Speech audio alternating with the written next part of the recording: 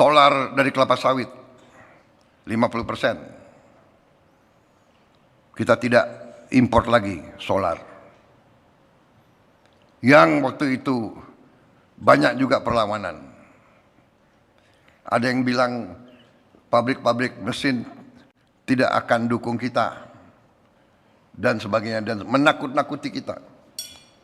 Kita bangsa Indonesia yang 287 juta ini, pemimpinnya selalu ditakut-takuti supaya kita memimpin dengan ketakutan, takut dengan pasar, takut dengan ini, takut dengan apa itu, takut dengan rating agency, takut dengan itu.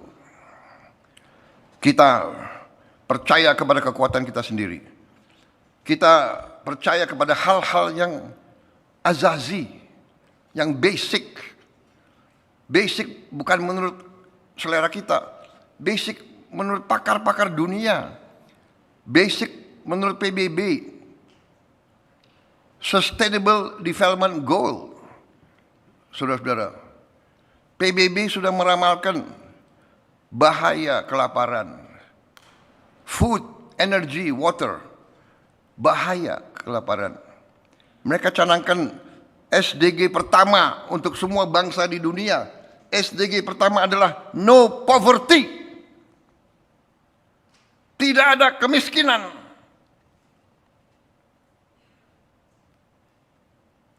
Kalau kita mau bantu rakyat kita yang miskin, dibilang pemborosan. Kalau kecurangan, penyelundupan, diem.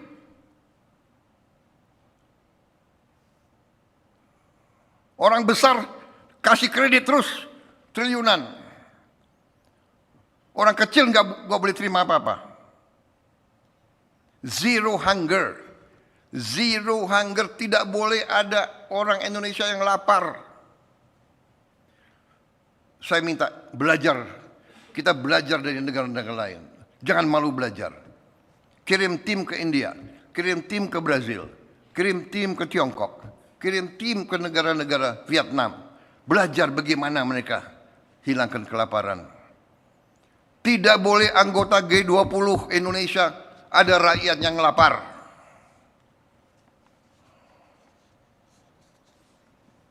SDG ketiga, good health and well-being.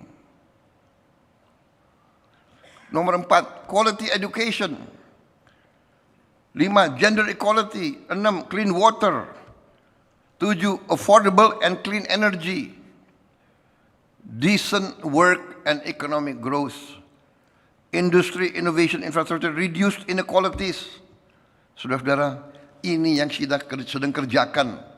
Ini yang sedang kita kerjakan, saudara-saudara. Jadi jangan ragu-ragu. Kita berada di jalan yang benar.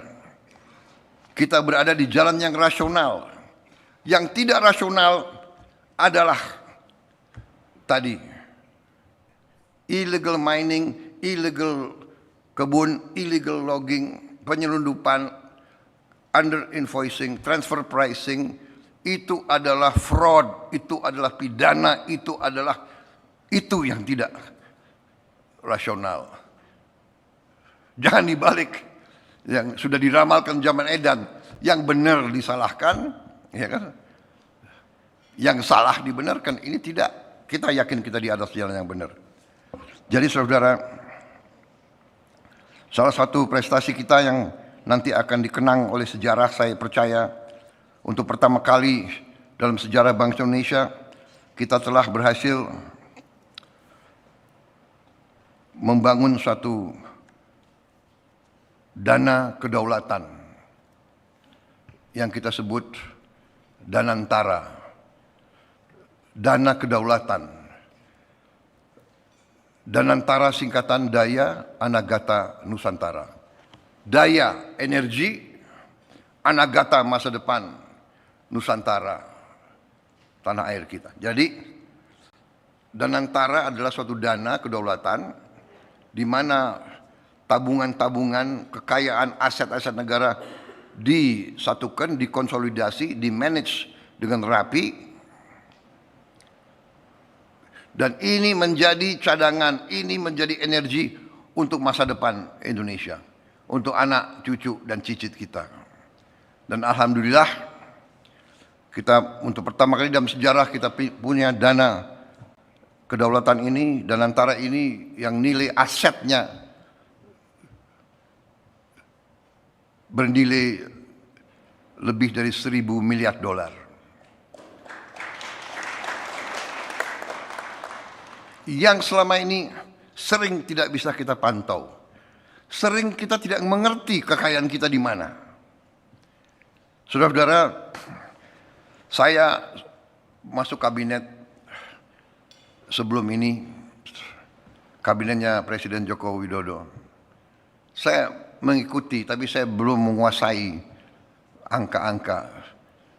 Saya sendiri anggota kabinet, saya mengira bahwa jumlah BUMN itu berkisar di antara 300 sampai 350. Saya kaget. Waktu saya jadi presiden, saya diberi laporan, BUMN itu jumlahnya 1.077.